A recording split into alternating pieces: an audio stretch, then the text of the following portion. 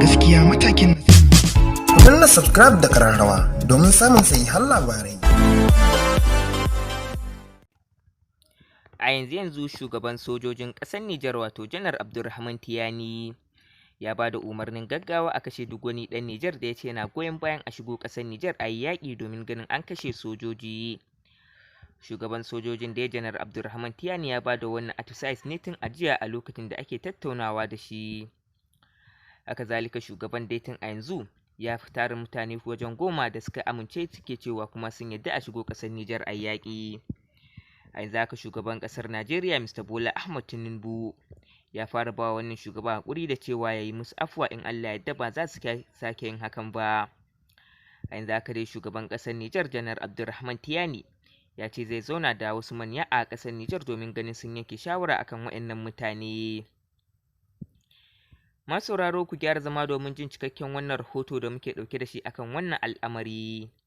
Mai sauraro ga dai cikakken rahoton kamar yadda muka ɗauko maka.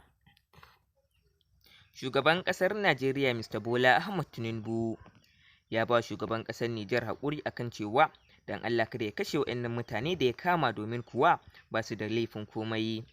Haka zalika Mr. Bola Ahmed Tinubu ya ce ya fasa tura sojojin ECOWAS zuwa Nijar domin ganin a gwabza yaƙi.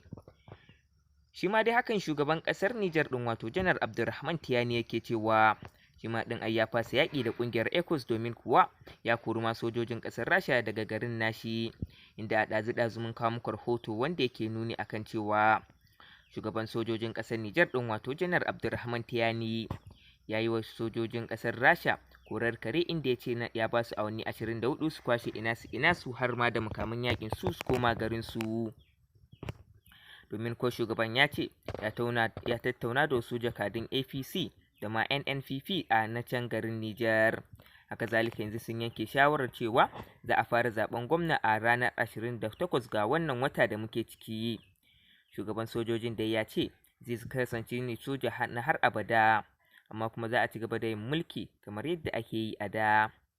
Shugaban sojojin ya ƙara wallafa wa wata sanarwa da ya ji yake cewa za a tsayar da sojoji guda 20, haka ma kuma inda ba sojoji ba za a tsayar da su guda 20 domin ganin an zo an yi zaben gwamna a ƙasar Nijar a garuruwan da ke Nijar ɗin. Wannan sanarwa dai ta fito ne daga bakin shugaban sojojin a jiya a lokacin da ake tattaunawa da shi daga zauren BBC Hausa News. Mun samu wannan rahoto ne kai tsaye daga zauren BBC Hausa News. Masu sauraro, wannan shine cikakken rahoton da muke ɗauke da shi akan wannan al'amari.